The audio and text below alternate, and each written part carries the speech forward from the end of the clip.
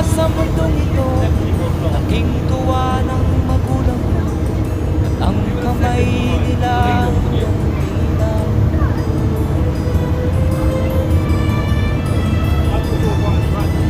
At ang nanay at tatay mo'y di malaman ang gagawin, namusdan pati pag